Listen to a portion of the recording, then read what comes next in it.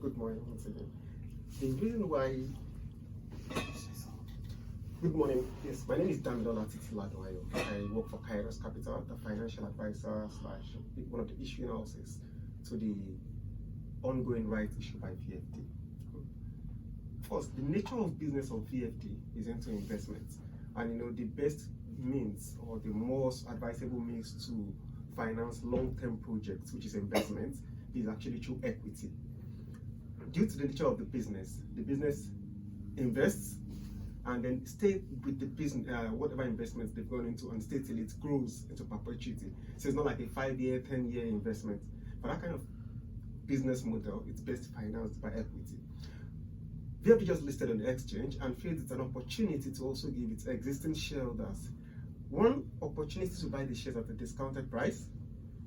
Two, opportunity to bring in more funds just to solidify their base. So that the price at the time the offer was open was trading net, even up to the date, it's net of not of 200 naira. And they said, okay, come and buy additional share. If you have 3, come and buy one extra at 297 naira at 3 kobo. So that's the whole idea. And the only intent is just to raise additional money just to solidify its base so it can finance its long-term projects. So how do these existing shareholders, how do they go about it? So quite easy. For anyone that only has a shares today with TSCS, I'm sure the registrar has written to them. The registrar has contacted all the existing shareholders. They've sent the form to them to say, oh, you are eligible to so number of shares based on what you currently hold as at the qualification date. Pay into so account details, and then you get to claim your rights. However, the existing shareholder can say, no, I don't want to take this right now. I want to trade it, and that's that option too. That's right, because I was going to go into that. Do they have a right to trade those shares? Can they sell it to new people, or they have to sell it to those who are currently holding shares in the organization? Absolutely. So that's the right issue is also an opportunity to tell the VFD story to the broader marketplace, right? So those that are currently not in the VFD fold as shareholders also have the opportunity to come and trade this right issue. So what it does for you is, oh, I am an existing shareholder, maybe for liquidity constraints or one reason I cannot participate in this right at the moment. I can decide to trade it to someone that's not a shareholder today, but is willing to come on board to enjoy the VFD benefit. That's it.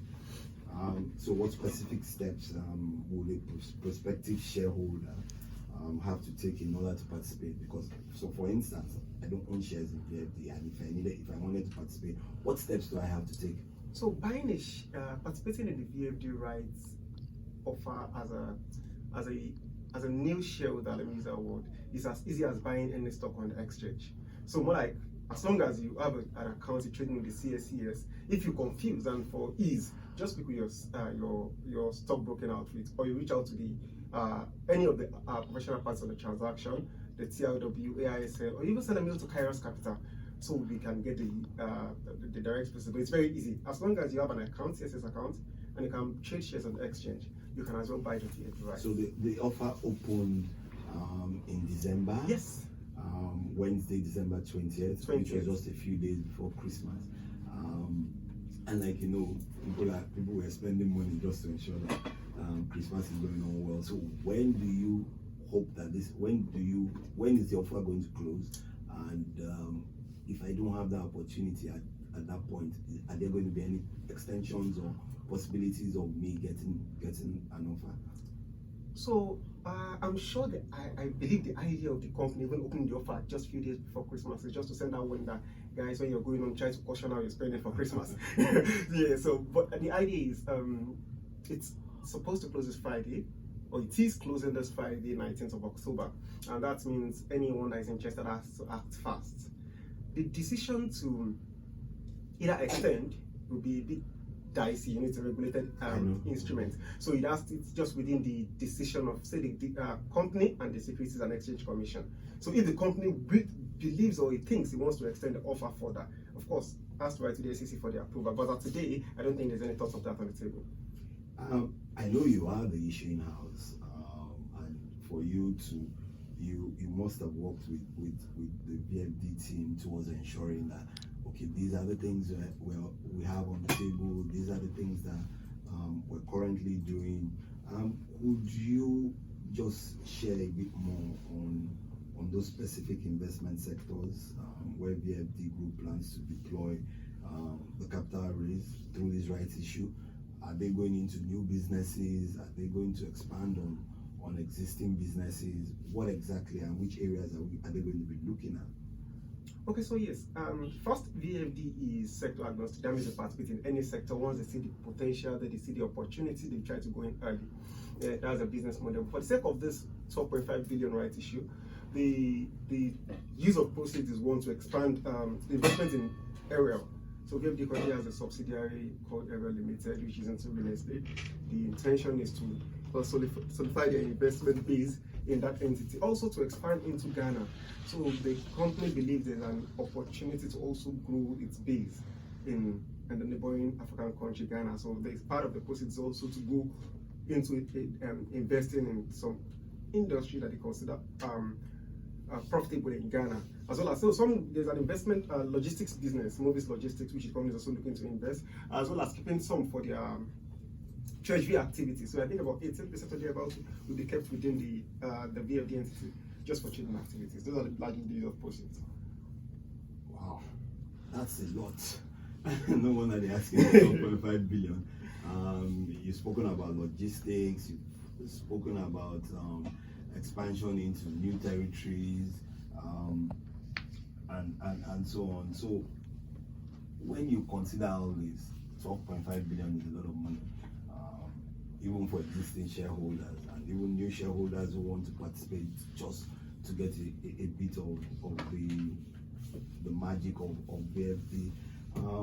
What are the long-term returns that shareholders should anticipate for, by getting into this, or even the existing shareholders? What kind of returns are they looking at for them to cover out another 12.5 billion to do business? To be honest, for existing shareholders, I'm sure the convincing will be a bit limited. There's an extent of convincing you to existing shareholders, because the existing shareholders have actually enjoyed the dividend history of VFD. VFD has actually one of the most consistent dividend payers when you look at the stocks on the exchange today. So existing shareholders are very comfortable, they understand it, they understand what they enjoy over the time.